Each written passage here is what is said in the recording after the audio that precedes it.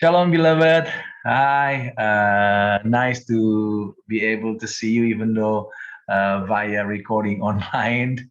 Thank you for your youth ministry. Thank you for Juan to have contacted me and invited me to share the word of God. I love to share the word of God, especially I used to be the youth pastor quite a while ago, so it is exciting to actually share the word of God to young people. Hallelujah. My name is Boris Manurung. I'm ministering in GBE World Transformation Church in BSD, and I live also in BSD with my wife and my 5 children. Hallelujah, hallelujah. But before we listen to the word of God, let us just pray. Father God, in the name of Jesus, we are thankful that you have been blessing us. And today, Lord, we are also grateful that you have given us the chance, the opportunity to gather and to worship you. And we're about to listen to your word. So I pray that you bless your children, each and every one of us. Touch us again, restore us again, and speak to each and every one of your children in the youth ministry that they can receive something new today, that they can receive something miraculous today. Touch them all, I pray, Lord. And I promise to give you all the glory, all the honor. In Jesus' mighty name. Hallelujah. Amen. Amen. Hallelujah. As I was given the topic, which is the community. So let me just share the word of God, the word of God by giving you the slide PowerPoint presentation. Yeah, community and the nature of God. I would like to give the title of the word of God as such. Yeah, community and the nature of God. Why I want to give this topic or theme or title? Because you see, when we talk about creation, when we think about, contemplate about our lives, we know, we believe as believers that we were created, mankind were created by God in his image. Yeah. So I would like to see it, perceive it, or attack it, I would say, from the point of view of the nature of God. Yeah, so from the nature of God. So let's open up our mind about this. Probably you have not heard it before, but let's just be open and get some kind of new revelation. Yeah, let me just read to you the word of God from Genesis 1, verse 26 to 27. Then God said, let us make man in our image. Watch the highlighted yellow colored words that I show to you today. Let us make man in our image, according to our likeness. Let them have dominion over the fish of the sea, over the birds of the air, and over the cattle, over all the earth, and over every creeping things that creeps on the earth. So God created man in his own image. In the image of God, he created him, he male and female, he created them. Hallelujah. So this says clearly to us that God created you and me in his image. So what does it tell us? It tells us that when we were created in his image, it means that whatever running in our DNA, in our image, it should be, or we should be, carry on in this life doing something to glorify him. So we should really imitate him. So since mankind was created in the image of God, we must adopt his likeness, his image into all of our concepts in life, such as leadership, management, community, and others. I am studying now, taking my doctorate degree in theology. I'm going to attack the topic on that, yeah, leadership and the nature of God, which is the Trinity, God Trinity. So when we talk about this, if God created us in his image, so everything that we do, every concept, principles that we have in life, it should actually taking after the nature of him, of God. leadership, management, other parenting, family, couples. And when we talk today about community, we should really see or perceive it in the in light of the knowledge of God Trinity. So we need to understand God, know about God, of His nature, then we can apply it in the community. So let me read you also the word of God in 1 John 4, 8 and 16. 1 John 4, 8 says, he who does not love does not know God, for God is love. And we have known and believed the love that God has for us. Verse 16, God is love, and he who abides in love abides in God, and God in him. Hallelujah. So if we are taking after the nature of God and apply it in our life, in all aspect or concepts or principles, including community, then we should really adopt that nature of God, which is love in our love, in our life, in our community. So God Trinity, remember in the beginning, we are talking about let us make man. Yeah, it's not really said that us is 2, 3, or 4 us. Yeah, but in the New Testament, we don't have time to go deeper on that. We know that God the Father, God the Son, God of the Holy Spirit, let us is talking about God Trinity. So when he says that God is love, that God Trinity is love. Yeah, God Trinity is love. So let's consider it when the time of eternity pass. Yeah, let us just for 2-3 minutes just think about this. Eternity past. What do I mean by eternity past? Is the eternity before anything was created. If we believe there is God, God existed from eternity to eternity. All universe, all the planets, all the earth, and that is within, including mankind, you and me, Adam and Eve, were created. Even angels were created. So before angels, before universe were created, that is what I mean by eternity past. So God was still God. There's nothing that he created. So when I think about this, when we say that God is love, when we say that God is speaking, yeah, even other religion, a big religion in the world, they speak the same thing, that God is love. God speaks. Can you imagine in the eternity past when nothing was created? Whom did he speak to? If God is only one person God. Because in Christianity, we believe that God is Trinity. It means one being, which is God, but 3 persons, God the Father, God the Son, God the Holy Spirit. Yeah, some people argue about it. Some people still debate it about it. But I can only understand it when we are talking about eternity past. If God is only one person God, not 3 person God, one being, yeah, Trinity, how can we say that he loves? Whom did he love when he was only one? Whom did he speak to when he was only one? But I can only understand it with my human understanding, that it can be only explained by Christian belief in God Trinity. So in God himself, when he created mankind, he created them in his image, which is there is a community in the God Trinity. Even when we talk about creation, yeah, the procession, the missions of Jesus coming to die, and all of that, even from the beginning, God created everything because of Jesus, through the Son, and for the Son, because of the flow, the outpouring of his love within the God Trinity. It is just overflow.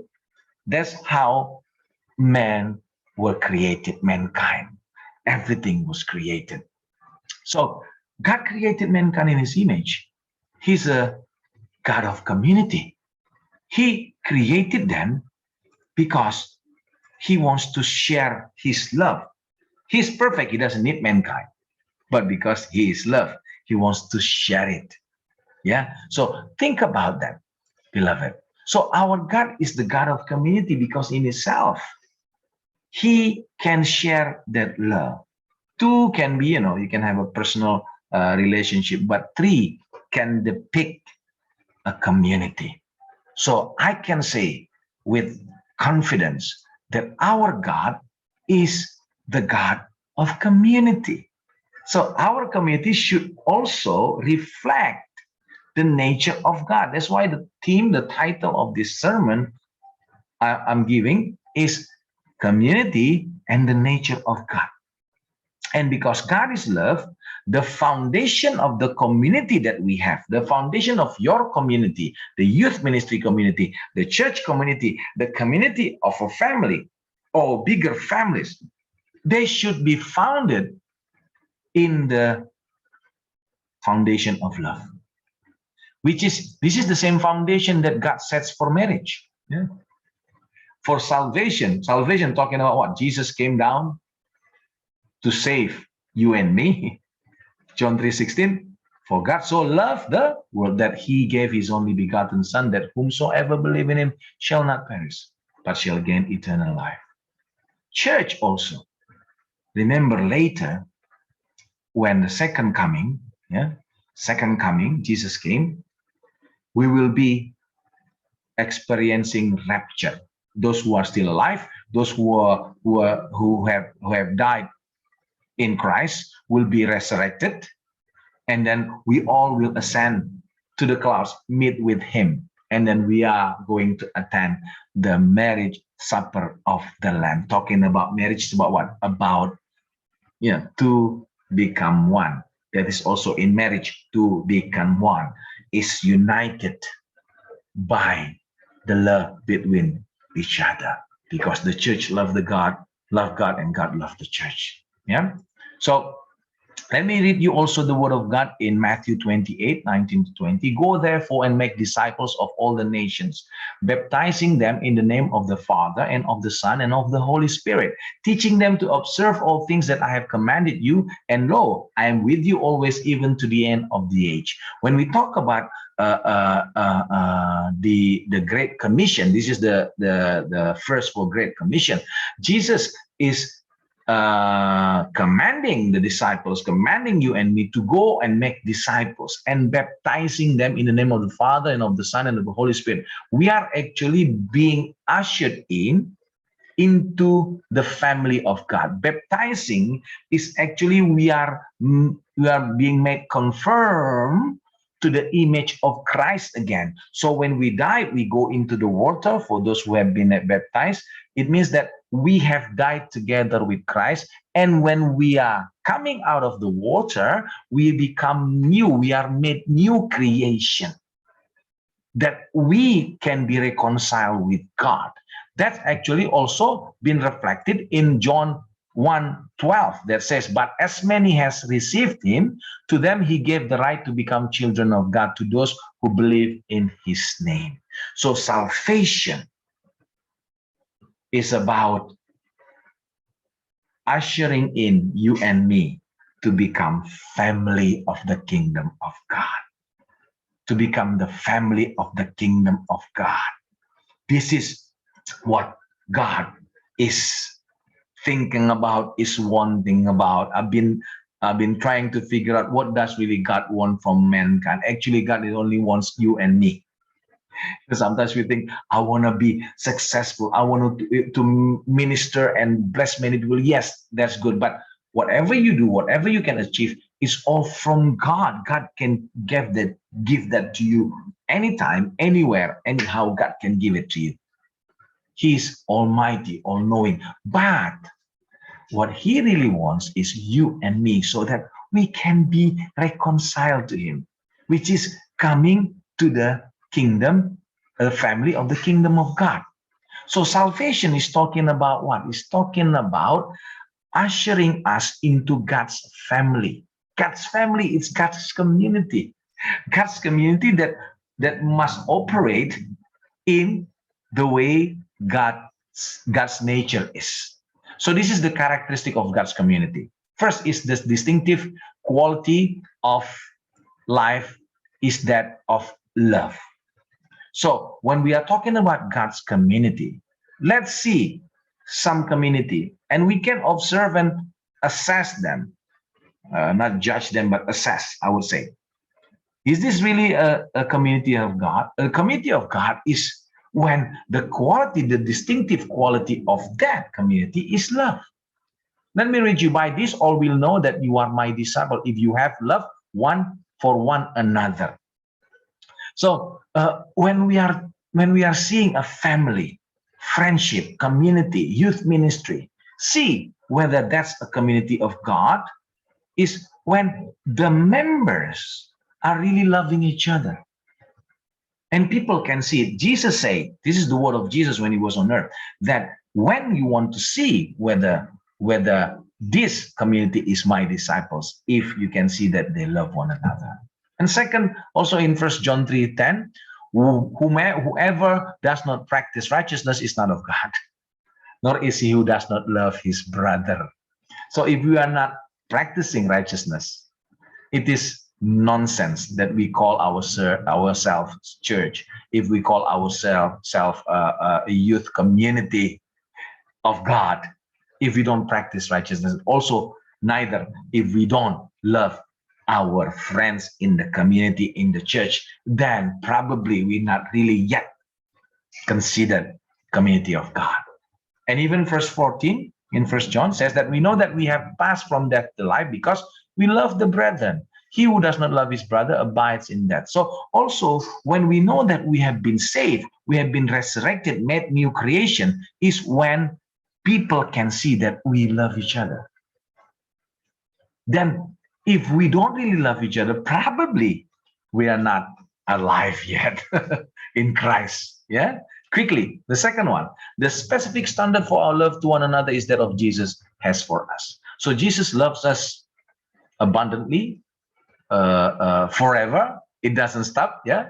So that's what we also ought to do. A new commandment I give to you, that you love one another as I have loved you, that you also love one another. Hallelujah. Jesus loves you and me. It's not because you and I are good, but because he's good. He came to die and save you and me, not because we are righteous, we are godly, no, because he is good. Yeah. He always loves us. So let's love one another in God community when we keep loving each other, even though they don't deserve it. I know it's not easy. I know sometimes you feel pain in the neck loving somebody because they don't understand it, because they don't appreciate it. But let's refer to Jesus' love, because he keeps loving us. Just imagine if Jesus stopped loving you because you messed up. Or if I can say it, if Jesus stopped loving me because I messed up many times, probably he would have stopped by now, because I messed up many times. So let's do loving each other as Jesus loved. And this is my commandment, Jesus said in John 15, that you love one another as I have loved you. Greater love has no one than this, than to lay down one's life for his friend. He's talking about himself, that he was willing to die for you and for me because he loves us. So it is also for you and for me. Let's be ready to sacrifice. Let's be willing to sacrifice for our community. Yeah, he's talking about to give our life to others, because our life is not our own anymore. Because when we believe in Christ, our life is Christ. Yeah. And he says that John 13, he loved them to the end. He loves his disciple to the end. Let's love one another to the end. Even though someone that we know in the member of our community, they don't deserve it, let's just ask God to give us more strength, more anointing to keep loving them. Hallelujah. And the third one, forgiveness and reconciliation are the SOP, is the standard operating procedure in that community. Let me read you 2 Corinthians 5:18-20. Now all things are of God, who has reconciled us to himself through Jesus Christ. And he has and has given us the ministry of reconciliation. So Jesus came to reconcile, yeah, God to us because he loves us. So he forgives us because sin separated man from God. So because Jesus died, he took away the separation, which is the sin, so man and God can be reconciled. Hallelujah. That is that God was in Christ reconciling the world to himself, not imputing their trespasses to them, and has committed to us the word of reconciliation. So you and I are carrying this commission. We are carrying the word of reconciliation. We are going to tell people, let's be reconciled to God. Let's be reconciled to our Creator. That is what we are doing when we are evangelizing, when we are ministering to others. Yeah. Now then, we are ambassadors for Christ, as though God were pleading through us. We implore you on Christ's behalf, be reconciled to God. So when we are becoming the agent of reconciliation for the kingdom of God, ambassadors of the kingdom of God, we are asking people to be reconciled to God by our ministry. We should do the same to others so that we can always be reconciled. How do we do that? Let's keep forgiving, beloved. Keep forgiving each other. Everybody makes mistakes. Everybody, including myself. If my wife doesn't forgive me, didn't forgive me, then I will be probably 1,000 times should be kicked out of her life. Yeah. If God doesn't forgive me, probably I'll be, it's not even included to be ministering for his name's sake. No. So let's forgive each other. So community is talking about what? The characteristic is love. And that love should be everlasting. You keep loving. And then when talk about community of love, that is actually our church, yeah, under Pastor Nico. Our community cell group is called Community of Love. Cool. Yeah. We should really forgive each other. Yeah. So love will make you do anything for someone without expecting something in return. Oh, you see, when Jesus died on the cross, when he forgave you, when he forgave me, here he's giving it freely. Yeah. So great. Yeah. But many people don't appreciate that, don't even honor that. So Jesus just gives. Just give. But probably you and I, probably probably myself, I'm not talking for anybody else, but I'm talking for myself. Probably after hundreds or even 1,000 times, God, Holy Spirit kept asking me, only then, after hundreds or even thousands times, that I can say, I received that. So he just gave. So let's do that also in our community. Just give. Don't expect anything or something in return. Let me close you with a story about when we love, we are ready to serve God, to serve others without expecting anything in return. Yeah, let me just stop sharing for a while. So I remember a story about 23 years ago. This is how. This story is about a family, but it's a community also. We can apply it to our community in the church, youth ministry, and wherever. Yeah, I was still a single person. I was involving in the office ministry, and then Friday at noontime, 12 o'clock, yeah, during Friday prayer. And there was this preacher that came to our office and he was preaching. I couldn't remember even the name. I couldn't remember the topic of the sermon, but I still remember his story. Yeah, in that sermon, he was giving a story about a woman, yeah, a woman who married a man, yeah, and then after marrying the man for some times, yeah, a few months, she realized that she married the wrong man, because this man was very authoritarian. Uh, he likes to order the wife things like ordering a slave, a worker. You have to do this, you have to do that, and then the wife was feeling a bit of a regretful. I shouldn't have married this man, but I've married him, so the Bible say I should not get divorced. Till death do us apart. And but her life was miserable. She regretted it. And even this husband was so authoritarian that he wrote in a piece of paper the duty of the wife. For example, 5 o'clock you wake up in the morning, and then 6 o'clock you prepare my bath, and then 6:30 you prepare my breakfast, and then I will go to the office. During a noontime, you will do this, and even until late at night, there was job descriptions. Feeding the pet or whatever. She didn't like it. Every time the husband went to work, she would feel glad and relief because the husband has gone. But in the afternoon, when about time for the husband to come back home, she would be feeling intimidated again, scared again, and it happens for some times. And probably she's praying like, Lord, please come and take him away. Probably, yeah, I don't know. But to cut the story short, this preacher was telling us that after sometimes the husband died. Maybe God answered her prayer, yeah, and died. And to cut the story short again, and she married another man, and they married with each other again, and they live in the same house where she was living with her first husband. You know, and this man is different. This man is a totally different, 180 degrees difference from the first husband.